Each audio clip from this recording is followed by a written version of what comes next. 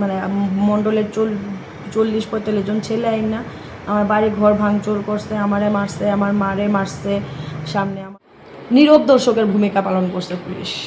দাঁড়ায় দাঁড়ায় শুধু দেখছে, আর আমি যখন তাদের কিছু কইতে গেছি তিনি অস্থির ভাষায় আমার গালিগালাজ করছে।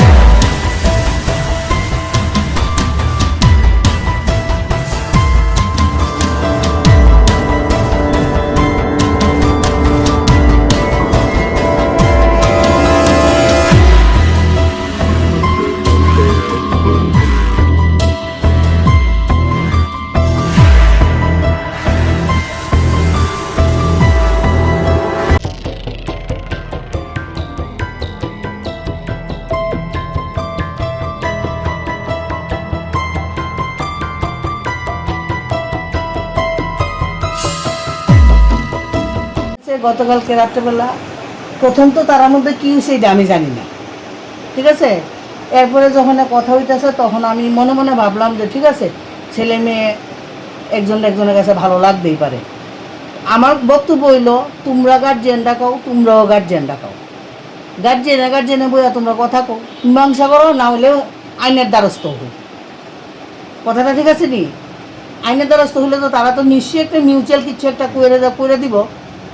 মহিলা আইসে থানার থেকে, মহিলা এসে মহিলার সামনে ছেলেগুলি যা করলো, আমার সিসি ক্যামেরা সব ছিঁড়া লইয়া গেছে গা। এই যে হ্যাঁ তার তুর দেন সব ছিঁড়া ফেলাই থুয়ে গেছে গা। ইটারে তুললে আচার দিতে লইছে, আমি আইয়া ধরছি যে আমার এই আঙুল দুটা ভেঙে গেছে, দেখেন আঙুল দুটা ভেঙে গেছে। আমি এক্সরেও করাইছি ডাক্তারবেলা গিয়া। কতজন আসছিল তারা? 40-45 জনের মতো হইব। আপনি ঘরটা দেখে বুঝতেছেন না, আডি দেখে বুঝতেছেন না কতজন হইব? 40-45 জনের মতো হইব। তারা কি সকলেই এলাকারই না কোনো পার্টির লোক? তবে সত্যি কথা যেটা, এলাকার লোক হইলো আমি চিনি না, ঠিক আছে। একটা ছেলে রে শুধু আমি চিনি, এই লোক এখানে বলু, এই যে সিমেন্টের দোকান আছে ছেলেটা, আমার 6.5 কোটির মতো স্বর্ণ নিছে, ডাইলা 6.5 কোটির মতো স্বর্ণ নিছে। আর আমার ফানের বাটি কুটি সব এমনি। আজ সকালবেলা আমার নাতিনটা দিয়া, নাতিনটা তো চিৎকার ধুমা চিৎকার ভয়ে। এই যে উনার সঙ্গে যে লোকের অ্যাফেয়ার আছে, হ্যাঁ, এটা জানার পরেই কি এই ধরনের ঘটনা মনে হয় নিশ্চয়ই এটাই হয়েছে। উনার সঙ্গে ওই ভদ্রলোকের কিভাবে পরিচিত? তারা এক অফিসে চাকরি করতো, এক অফিসে চাকরি করে। এটা জানার পর কি ওই উনার মিসেস কমপ্লেন করছিল কারোর কাছে? এটা তো করতে পারি না, আমরা তো কোনো সময় এটা জানিও না, করতে পারি না। বর্তমানে দাঁড়িয়ে এই ধরনের আক্রমণ কি কইবেন? আমি কি করবো কোন? আপনার রিপোর্টার প্রশাসনের লোকও আছিল, প্রশাসনের লোকের সামনে যখন একটা মহিলার একটা পুরুষে মারে, তখন মহিলা কি করা উচিত ছিল তার? এগুলির উত্তর আপনারা দিবেন। আপনারা হচ্ছেন আমাদের সমাজের মাথা। কুমু আমি যে সময় আপনাদের মারধর করা হয়েছে বা ওনারা মারধর করা হয়েছে, পুলিশ কি উপস্থিত আছিল? হ্যাঁ, মহিলারা আমি জন্য বলে ম্যাডাম আপনি দেখতেছেন না, ও আমার মারতেছে। কই আপনি তো আমি তো দেখছি না আপনারা মারতে, আপনি না সব দিচ্ছেন। মহিলা উল্লা আমার হইল। কোন থানা থেকে আসছিল? আমতলী থানার থেকে আইছে সুস্মিতা দেবনা। যে লোক পাঠাবো দেখেন না, 3-4টা বাইক ড্রেনের মধ্যে, গাড়িটা দেখেন ভাঙ্গা চুইরা ওইখানে নিয়ে ড্রেনে অর্ধেকটা ভালো রাখছে।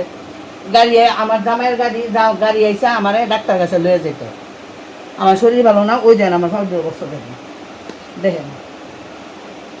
ঘটনা হয়েছে, আমি একটা ভদ্রলোকের সাথে রিলেশনশিপে মানে আসছিলাম।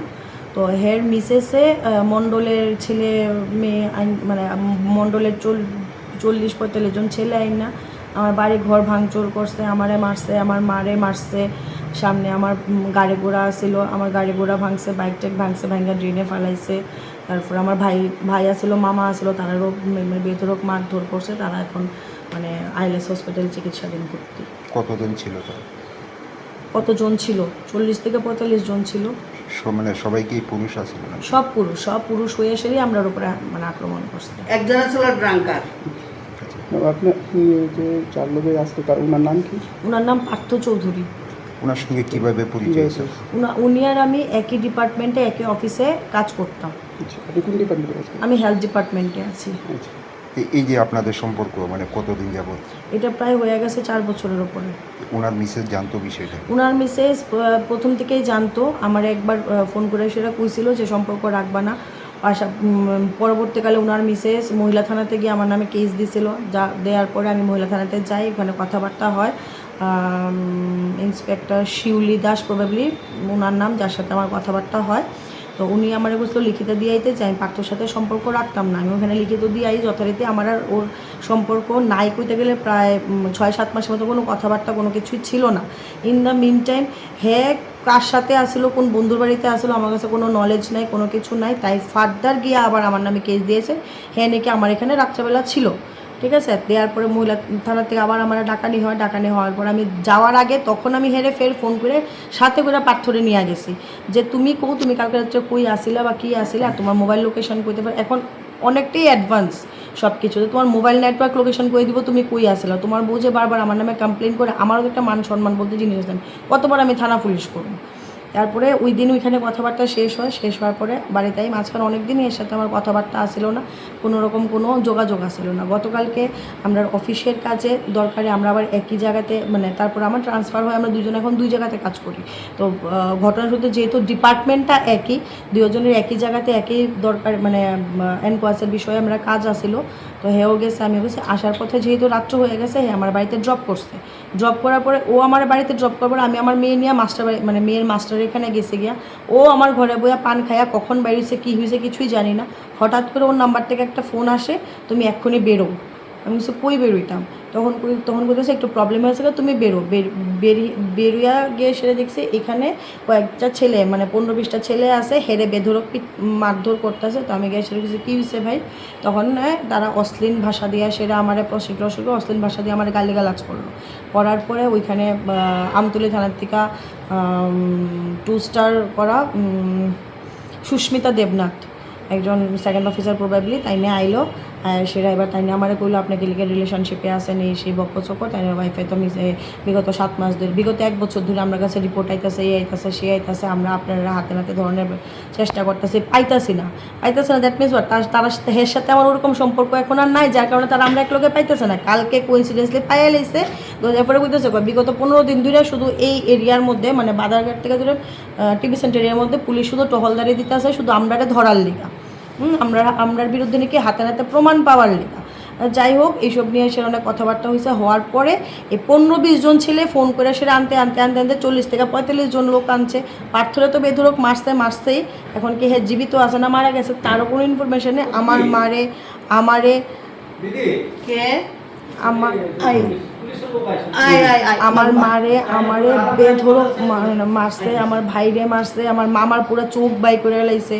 মামা এখন লাইছে ভর্তি। মামা তো ভাইয়ের মাথা ফাটাইছে। মামার তো আমার 3 ভাই আইছিল, এক ভাই তো এখানে বয়ে অ্যাটাক হয়ে গেছে গা রাত্রেবেলা। যে এডিনগর থানা থেকে যে স্যার তারা আইছিলেন, তারাই ফায়ার সার্ভিস দিয়া নিয়ে আমার মামার তো ভাইরে টিএমসিতে ভর্তি করছে। আর একটা মামা তো ভাইয়ের মাথা ফাটছে, 2টার মাথা ফাটছে। আর মামার তো এদিকে তারা কি ছুরি দিয়ে আঘাত করছে না কি দিয়ে জানি না, এরকম কাটা, তারপরে চোখ বার করে লেছে, এখানে ফাটাই লাইছে, মাথা ফাটাই লাইছে, হাত ভাঙছে। তাই না এখন আইলেস হসপিটালে। পুলিশের ভূমিকাটা কি ছিল? নীরব দর্শকের ভূমিকা পালন করছে পুলিশ। দাঁড়ায় শুধু দেখছে। আর আমি যখন তাদের কিছু কইতে গেছি, তিনি অশ্লীল ভাষায় আমার গালিগালাজ করছে, কইছে আমার কারণে হইতেছে, যা হইতেছে সব কিছু দায়ী আমি, এটা সবটারে আমি দায়িত্ব আনছি। অথচ আমার যখন তারা মারার পরে যখন আমি ঘরে ঢুইকা গেছি গা, দরজা আমি ভয়ে সব লাগাই দিছি। তাই নিয়ে আমার দরজা নক করে সেটা কইছে কেউ হয়তো আপনার ঘরে আমি থাকবো, আমার সাথে 2 থেকে 3 প্রশাসনের লোক থাকবো, আর তার তরফ থেকে 1 থেকে 2 থাকবো সাক্ষী হিসেবে। আমরার মধ্যে কি কথা হয় ওইটা করার লেগে ওইয়া তাই আমার দিয়ে দরজা খোলাইছে। খোলার পরে 15 থেকে 20 জন লোক ঢুকে আমার বাড়ির ঘর সব ভাঙচুর করছে। আপনার মার অভিযোগ যে পুলিশের সামনে নাকি আপনারা এবং আপনার মারে হ্যাঁ, পুলিশের সামনে তাই উনি এখানে দাঁড়ানো, আমি এখানে, আমার মা এখানে, আমার মারে এখান থেকে এখানে টাইনা নিয়ে এখানে মারধর করা হয়েছে, তাই না এখানে দাঁড়ায় রয়েছে। তাহলে যখন আমি কইলাম যে ম্যাডাম আপনি দেখতেছেন আপনার সামনে ফিরতেছে, তাহলে কই আমি তো কিছু চোখে দেখছি না, আমার কাছে তো আমি তো কিছু দেখছি না, কারণ অলরেডি তো তারা আমার সিসিটিভি ভাঙা দিছে না, ডিভিআর তারা নিছে গা, আমার কাছে কোনো প্রুফ নাই। তারা খুব ভালো আমার মোবাইল নিয়ে গেছে গা, আমার মোবাইল, আমার ঘরের মোবাইল, আমার মার মোবাইল, আমার ভাইয়ের মোবাইল, আমার এক ভাই ব্যাংকে চাকরি করে, আমার ভাইয়ের আই কার্ড